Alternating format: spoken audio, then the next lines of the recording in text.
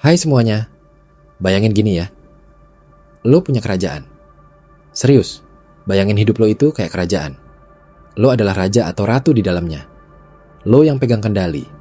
Tapi masalahnya, di dalam kerajaan itu ada pengkhianat, ada penyusup, ada penjilat, ada racun. Dan anehnya, racun itu bukan datang dari luar, tapi dari dalam, dari diri lo sendiri. Kita sering mikir musuh itu dari luar, orang yang gak suka kita, dunia yang gak adil, situasi yang gak sesuai harapan. Tapi kenyataannya, musuh paling berbahaya itu adalah habit buruk yang kita pelihara sendiri. Dan ini serius, karena kebiasaan buruk itu bukan cuma bikin kita stuck, tapi bisa benar-benar melemahkan kerajaan hidup kita. Kayak parasit, dia gak kelihatan jahat-jahat banget di awal. Tapi makin lama, makin numpuk, makin nyedot energi, motivasi, bahkan harga diri kita. Lo tahu gak kenapa ini penting banget? Karena setiap kali lo biarin kebiasaan buruk hidup terus dalam diri lo sebenarnya lagi kasih tempat buat musuh duduk di singgasana lo. Lo lagi kasih tahta ke hal yang sebenarnya harus dihukum mati. Iya, dihukum mati. Dieksekusi. Gak bisa ditoleransi. Karena kalau enggak, lama-lama lo bukan lagi raja di hidup lo sendiri. Nah sekarang pertanyaannya, lo sadar gak siapa aja pengkhianat di kerajaan lo? Mungkin lo punya kebiasaan bangun siang, padahal lo punya mimpi besar.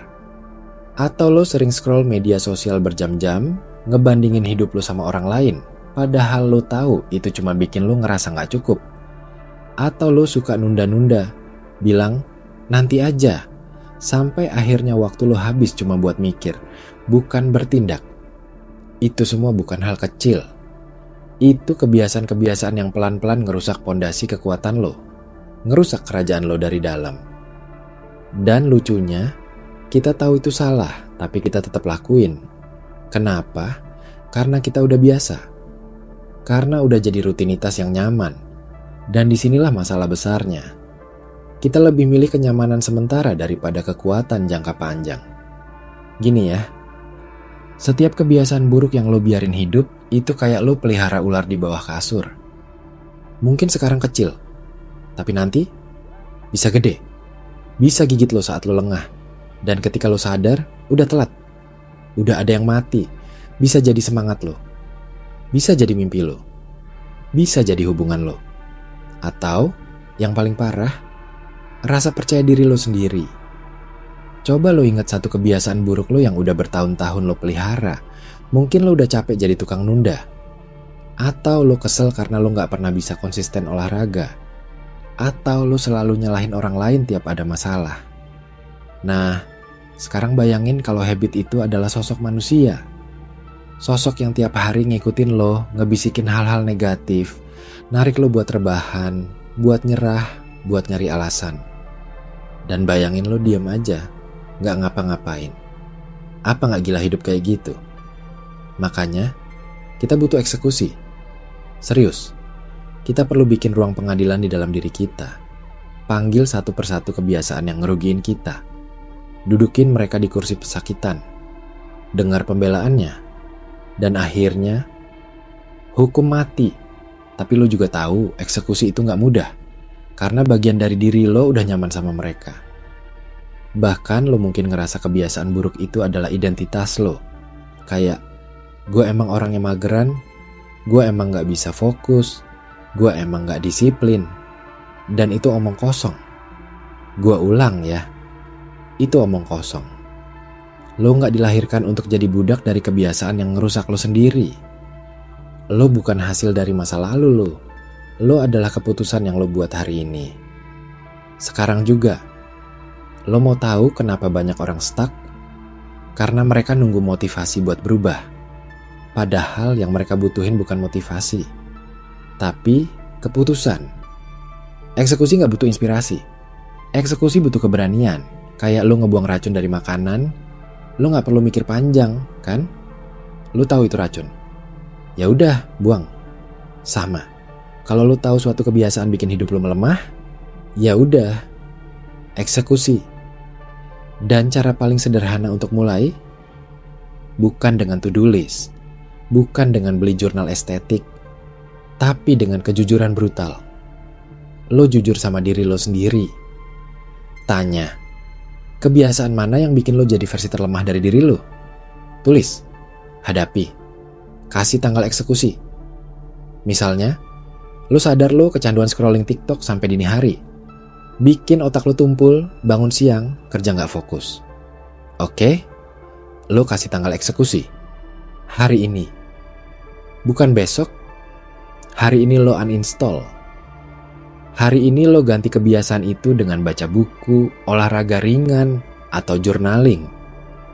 Bukan karena lo pengen jadi sempurna, tapi karena lo pengen selamat. Ingat, kebiasaan buruk itu bukan sekadar sisi gelap yang manusiawi. Dia adalah musuh negara, dan negara itu adalah diri lo. Lo pernah mikir gak kenapa orang yang disiplin kelihatannya lebih damai? Karena mereka udah eksekusi para pengkhianat. Mereka udah bunuh kemalasan. Mereka udah buang mentalitas korban. Mereka udah benerin sistem pertahanan diri. Dan sekarang, mereka bisa bangun kerajaan hidup mereka tanpa sabotase dari dalam. Sekarang giliran lo. Lo gak harus berubah total dalam semalam. Tapi lo harus mulai eksekusi satu demi satu. Hari ini satu. Besok satu lagi. Dan lama-lama, lo akan berdiri sebagai raja atau ratu yang benar-benar berdaulat atas hidupnya. Yang gak dikendalikan sama rasa malas, rasa takut, rasa minder, rasa bosen, atau distraksi digital. Lo harus berani kejam dalam hal ini. Iya, kejam. Karena terlalu baik sama kebiasaan buruk cuma bikin lo jadi lemah. Kadang kita perlu bilang, gue sayang diri gue, tapi gue gak akan tolerir racun yang gue tahu akan ngerusak gue. Itu bentuk cinta yang sesungguhnya. Cinta yang berani bertindak. Gue tahu ini gak mudah, tapi yang gampang itu biasanya gak berharga. Yang berharga biasanya gak gampang. Tapi bukan berarti gak mungkin. Lo bukan manusia gagal. Lo bukan cerita sedih. Lo cuma lagi dikelilingi terlalu banyak kebiasaan yang gak layak dapat tempat di hidup lo. Dan tugas lo sekarang adalah nyalain api. Api keberanian. Api keputusan. Dan siapin tempat buat eksekusi. Gak usah nunggu siap. Gak usah nunggu mood. Karena hidup gak peduli lo mood atau enggak. Waktu tetap jalan. Dunia tetap muter. Dan lo harus milih. Mau jadi penguasa atau jadi budak. Setiap kali lo ngalah sama kebiasaan buruk, lo sebenarnya lagi bilang ke dunia bahwa kerajaan lo bisa ditaklukin sama kemalasan kecil. Tapi setiap kali lo berani lawan, walau sedikit, lo lagi nunjukin bahwa lo adalah pemilik tahta sejati dari hidup lo sendiri. Gua gak ngajak lo jadi sempurna. Gua cuman ngajak lo mulai eksekusi. Karena gak ada kerajaan yang aman kalau pengkhianat masih dibiarkan bebas.